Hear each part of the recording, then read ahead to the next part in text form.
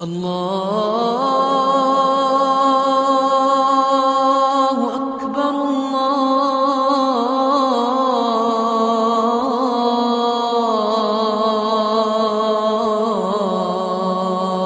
الله أكبر أشهد أن لا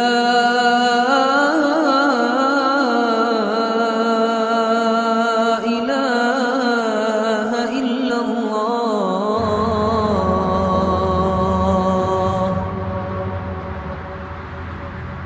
أشهد أن لا Welcome to Masjid Al-Furqan.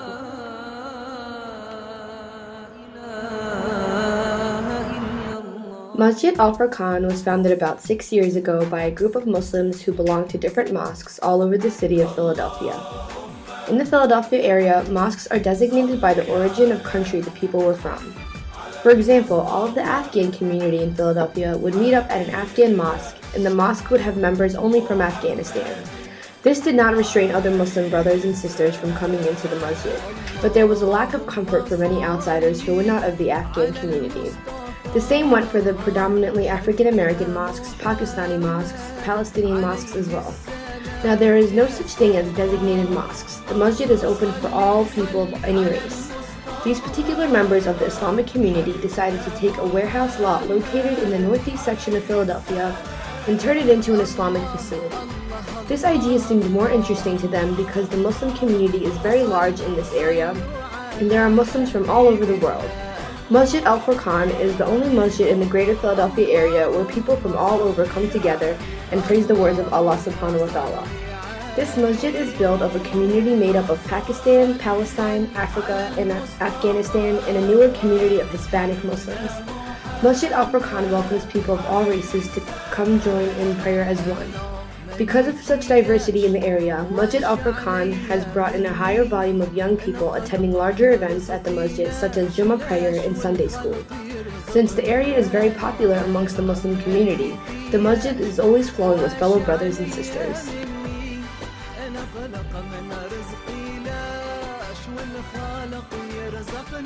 Masjid Al-Furqan, located at 7252 Roosevelt Boulevard, was originally a warehouse which has since been converted into a mosque approximately 6 years ago.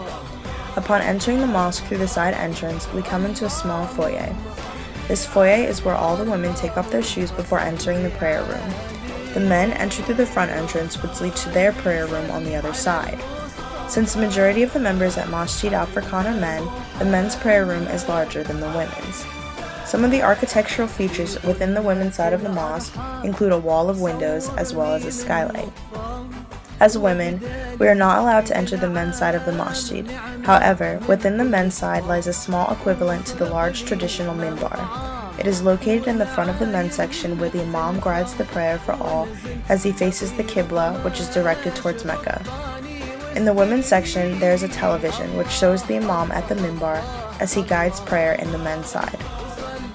This allows the Muslim women to follow along in prayer while still maintaining separation from the men. The minbar in the men's prayer room designates the mihrab, which depicts an intricately designed surah, which are a few words directly from the Quran. In Masjid Al-Furqan, the minbar does not possess steps like many others. This is to ensure that it does not seem as if the worshippers are idolizing the imam. The imam is considered to be on the same level as all due to the fact that there is no one above others except for Allah. There are classrooms in the masjid located on the women's side since both the younger boys and girls can enter the women's side, but young girls are never allowed into the men's side. These classrooms are used for Sunday school and private classes for the children. The proceeds from the private classes are used for the purchase of books and other essentials they may need. There is a community hall located on the lower level of the mosque. Although the men and women share the space within the community hall, they are still separated by a curtain within. There is also a small community kitchen located next to the community hall.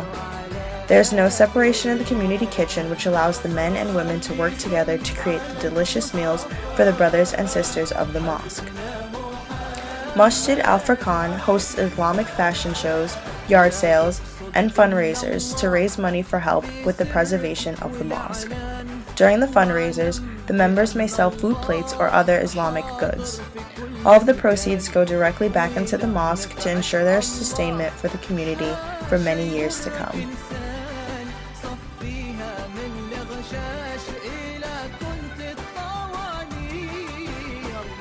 From the front view of Masjid Al-Furqan, we experience a commercial environment. There is idolatry and a Macy's department store located next to the mosque in Roosevelt Mall, as well as a gas station and a major highway. From the rear view of the mosque, we experience a residential environment due to the surrounding neighborhoods. There is an extremely diverse community surrounding the masjid. Although there are many Pakistanis, Arabs, and Palestinians that live around and attend the mosque, there are also many Christian and Jewish people within the neighborhood of the mosque who attend the church next to the mosque, as well as the synagogue located down the street.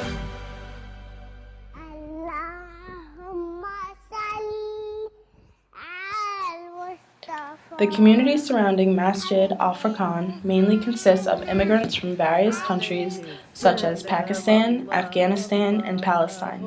However, there are also Muslims from the immediate neighborhood and plenty of converts from multiple racial backgrounds such as Spanish, Caucasian, and African Americans. This mosque is specifically represented by Sunni Muslims. The community is very diverse, not only racially but also when it comes to the sect of Islam the Muslims may belong to.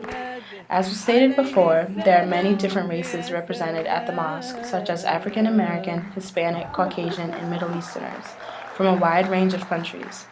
In regards to Islam, Masjid Al-Furqan is a Sunni mosque. There are also quite a few Sufi Muslims who also attend.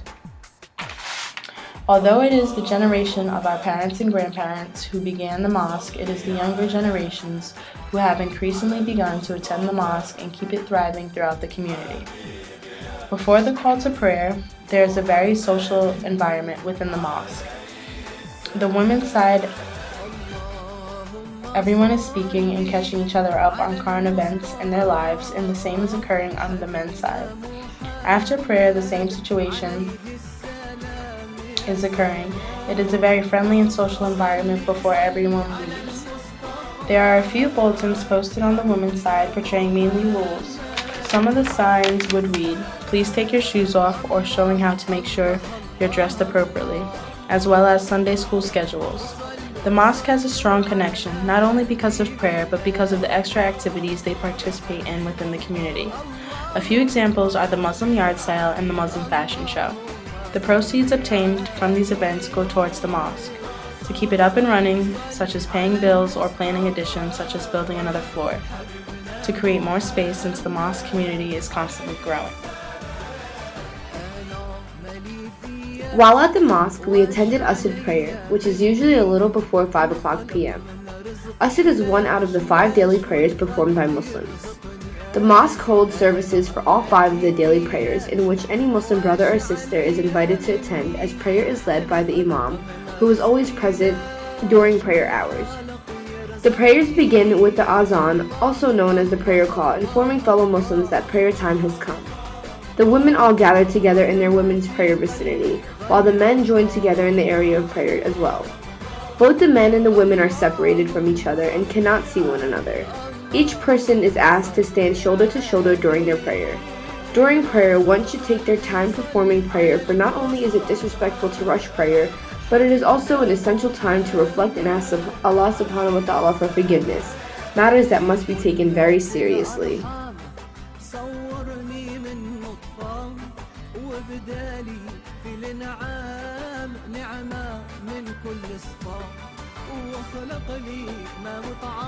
Located in the prayer room, there are many bookcases filled with Qurans.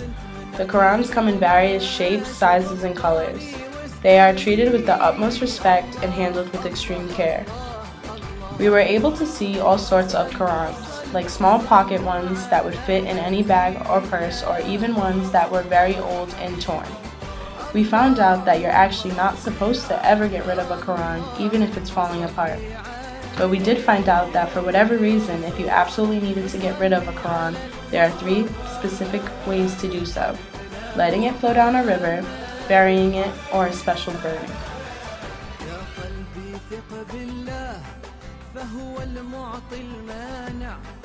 وارضى بقضاء الله إنك لله راجع ماذا في علم الله الخيرة في الواقع تدبيرك ما يسواش. For religious roles, there is an imam that leads the prayer by the name of Imam Halimi.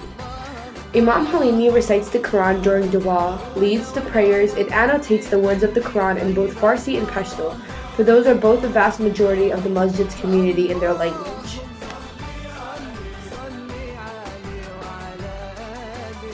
In Islam, there really isn't much symbolism besides prayer rugs or ayahs and surahs from the Quran, pictures, and very elegant, intricate calligraphy. Idolizing and symbolizing is haram in Islam, and unless it has to do with Islam or the Holy Quran, there isn't much in it.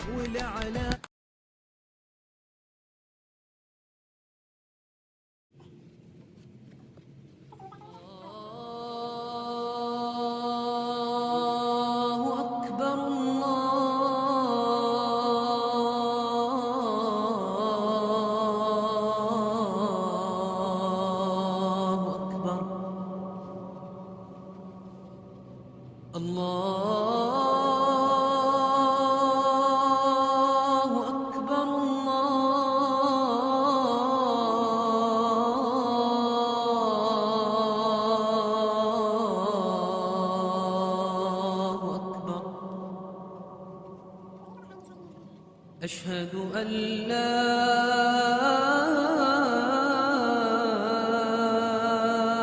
إله إلا الله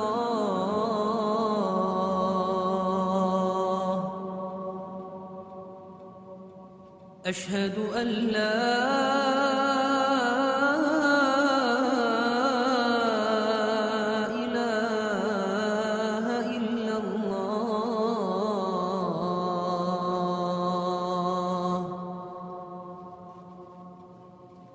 أشهد أن محمدًا رسول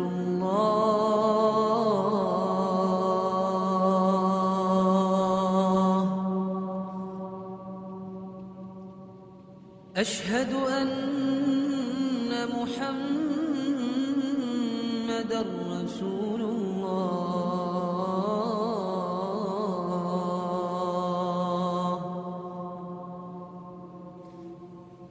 حي على الصلاة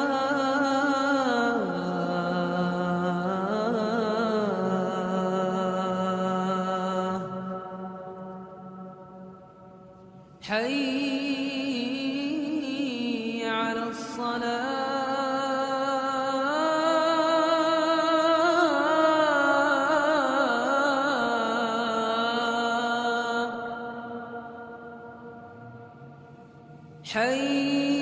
حي على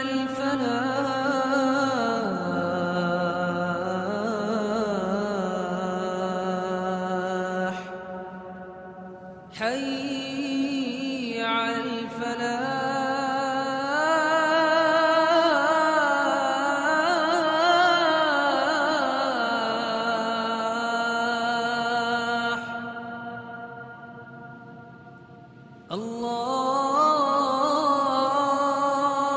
الله أكبر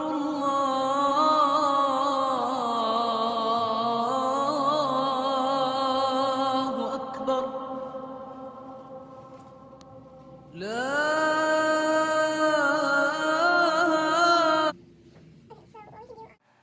While at Masjid Al-Furqan, we had the pleasure of meeting some of the Sunday school students.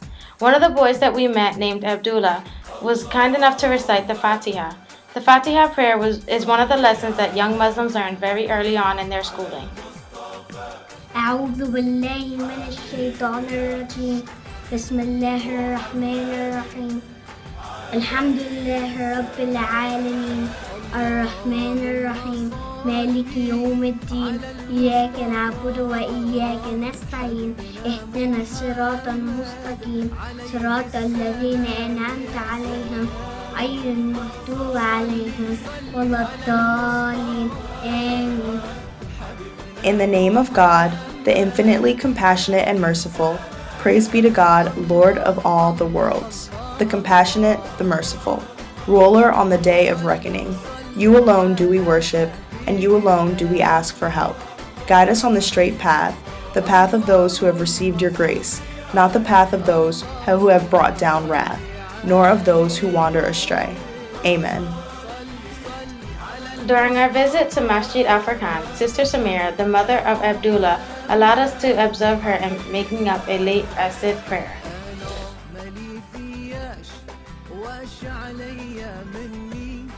أنا قلق من رزقي لاش والخلق يرزقني أنا أمالي فياش واش عليا مني أنا قلق من رزقي لاش والخالق يرزقني الله الله الله الله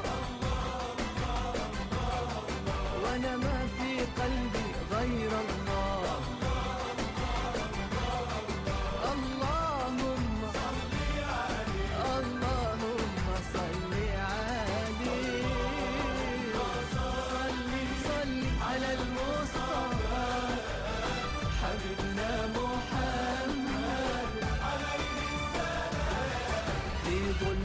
الأرحام صورني من نطفة وبدالي في الانعام نعمة من كل صفة.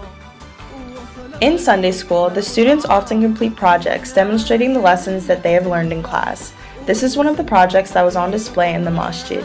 In this project, a student named Khadija Sharif explains the purpose and significance of the hijab for the women of Islam.